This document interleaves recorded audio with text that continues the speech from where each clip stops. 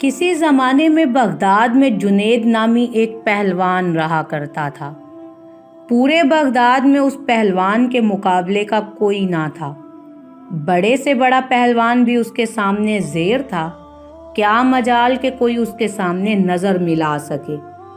یہی وجہ تھی کہ شاہی دربار میں اس کو بڑی عزت کی نگاہ سے دیکھا جاتا تھا اور بادشاہ کی نظر میں بھی اس کا ایک خاص مقام تھا۔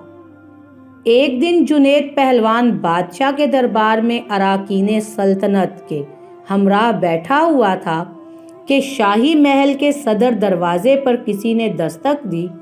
خادم نے آ کر بتایا کہ ایک کمزور و ناتواں شخص دروازے پر کھڑا ہے جس کا لباس بوسیدہ ہے۔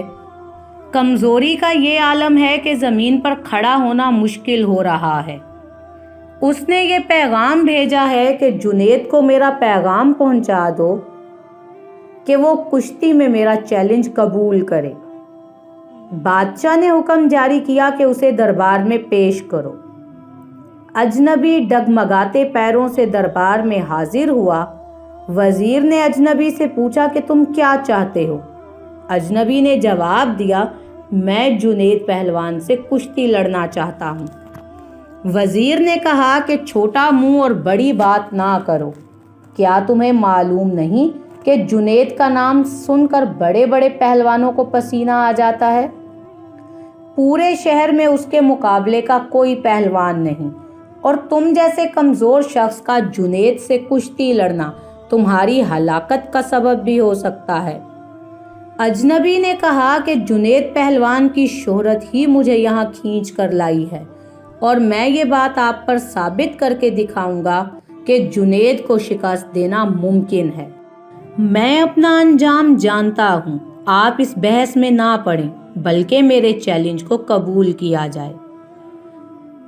یہ تو آنے والا وقت ہی بتائے گا کہ شکست کس کا مقدر ہوتی ہے۔ جنید پہلوان بڑی حیرت سے آنے والے اجنبی کی باتیں سن رہا تھا۔ بادشاہ نے کہا، اگر سمجھانے کے باوجود یہ بضد ہے تو اپنے انجام کا یہ خود ذمہ دار ہے، لہٰذا اس چیلنج کو قبول کر لیا جائے۔ بادشاہ کا حکم ہوا اور کچھ ہی دیر کے بعد تاریخ اور جگہ کا اعلان کر دیا گیا۔ پورے بغداد میں اس چیلنج کا تہلکہ مچ گیا۔ ہر شخص کی یہ خواہش تھی کہ وہ اس مقابلے کو دیکھے۔ تاریخ جوں جوں قریب آتی گئی، لوگوں کا اشتیاق بڑھتا گیا۔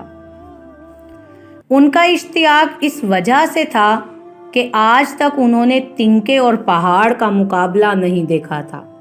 دور دراز ملکوں سے بھی سیاح یہ مقابلے دیکھنے کے لیے آنے لگے۔ جنید کے لیے یہ مقابلہ بہت پراسرار تھا اور اس پر ایک انجانی سی ہیبت طاری ہونے لگی۔ انسانوں کا ٹھاٹھے مارتا ہوا سمندر بغداد شہر میں امڈ آیا تھا۔ جنید پہلوان کی ملک گیر شہرت کسی تعارف کی محتاج نہ تھی۔ اپنے وقت کا مانا ہوا پہلوان آج ایک کمزور اور ناتواں انسان سے مقابلے کے لیے میدان میں اتر رہا تھا۔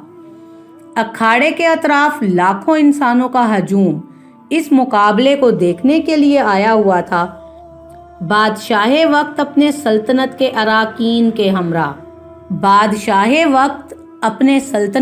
اراکین کے ہمراہ اپنی کرسیوں پر بیٹھ چکے تھے۔ جنید پہلوان بھی بادشاہ کے ہمراہ آ گیا تھا۔ سب لوگوں کی نگاہیں اس پراسرار شخص پر لگی ہوئی تھیں جس نے جنید جیسے نامور پہلوان کو چیلنج دے کر پوری سلطنت میں تہلکہ مچا دیا تھا۔ مجمع کو یقین نہیں آ رہا تھا کہ اجنبی مقابلے کے لیے آئے گا، پھر بھی لوگ شدت سے انتظار کرنے لگے اس کا۔ جنید پہلوان میدان میں اتر چکا تھا۔ اس کے حامی لمحہ بلمحہ نعرے لگا کر حوصلہ بلند کر رہے تھے کہ اچانک وہ اجنبی لوگوں کی صفوں کو چیرتا ہوا اکھاڑے میں پہنچ گیا۔ ہر شخص اس کمزور اور ناتواں شخص کو دیکھ کر محو حیرت تھا کہ جو شخص جنید کی ایک پھونک سے اڑ جائے گا اس سے مقابلہ کرنا دانشمندی ہے ہی نہیں۔ لیکن اس کے باوجود سارا مجمع دھڑکتے دل کے ساتھ اس کشتی کو دیکھنے لگا۔ کشتی کا آغاز ہوا۔ दोनों आमने सामने हुए, हाथों में हाथ डाले, पंजा आजमाई शुरू हुई। इससे पहले कि जुनेद कोई दाव लगाकर अजनबी को जेर करते, अजनबी ने आहिस्ता आवाज में जुनेद से कहा, ऐ जुनेद, जरा अपना कान मेरे करीब तो लाओ, मैं आपसे कुछ कहना चाहता हूँ। अजनबी की बातें सुनकर जुनेद करीब हुआ और पूछा, क्या कहना चाहते हो?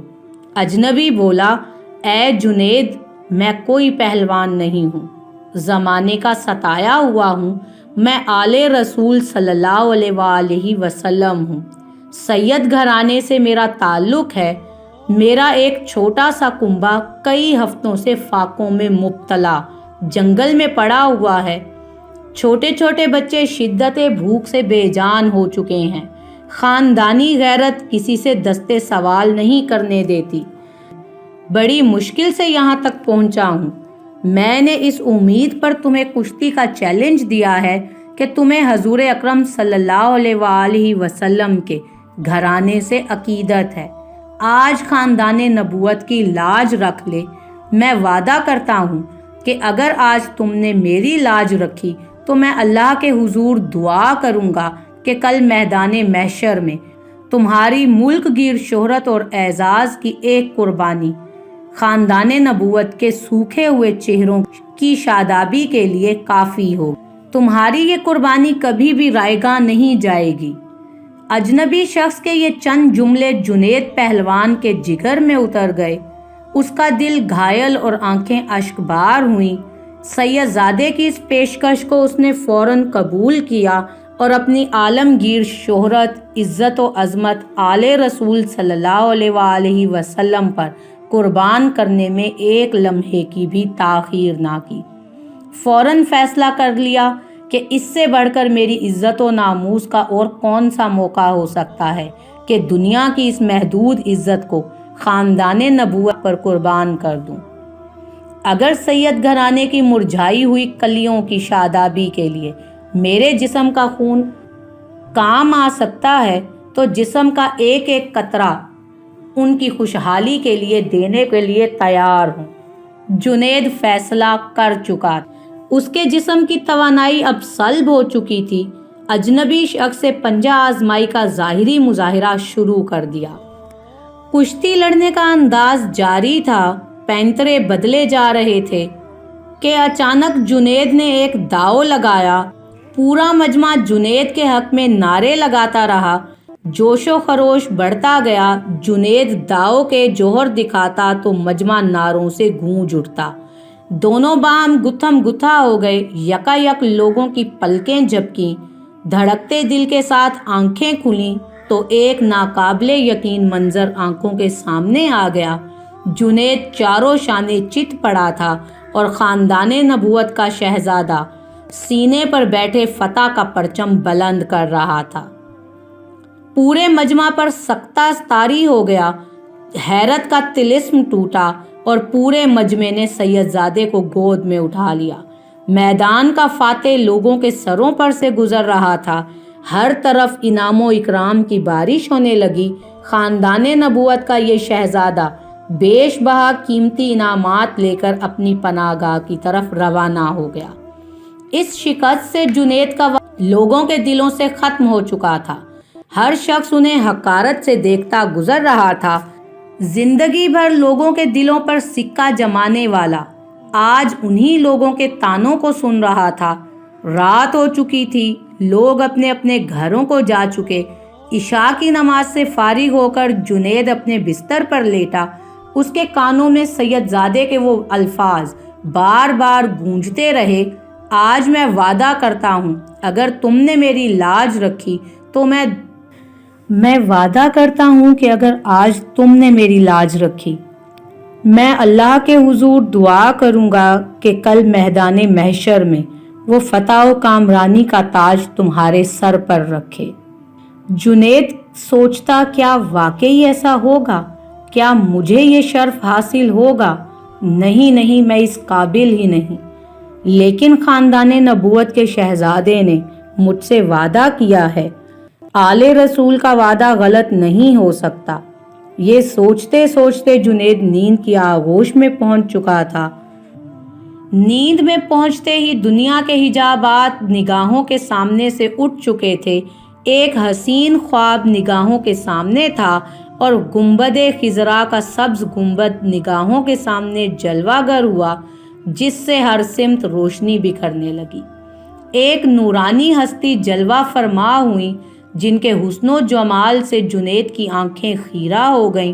دل کیف سرور میں ڈوب گیا۔ در و دیوار سے آوازیں آنے لگیں، الصلاۃ والسلام علیک یا رسول اللہ۔ جنید سمجھ گئے یہ تو میرے آقا ہیں جن کا میں کلمہ پڑھتا ہوں۔ فوراً قدموں سے لپٹ گئے۔ بعد حضور سرور کونین حضرت محمد صلی اللہ علیہ وآلہ وسلم نے جنید پہلوان کو سینے سے لگایا اور اس موقع پر حضور صلی اللہ علیہ وسلم نے حالت خواب میں جنید کو کیا کچھ عطا کیا، اس کا اندازہ لگانا مشکل ہے۔ اتنا اندازہ ضرور لگایا جا سکتا ہے کہ جب جنید نیند سے بیدار ہوئے تو ساری کائنات چمکتے ہوئے آئینے کی طرح ان کی نگاہوں میں آ گئی۔ ہر ایک کے دل جنید کے قدموں پر نثار ہو چکے تھے۔ بادشاہ وقت نے اپنا قیمتی تاج سر سے اٹھا کر ان کے قدموں میں رکھ دیا۔ بغداد کا یہ پہلوان سید الطائفہ سیدنا حضرت جنید بغدادی کے نام سے سارے عالم میں مشہور ہو چکا تھا۔ ساری کائنات کے دل ان کے لیے جھک گئے تھے۔ جزاک اللہ۔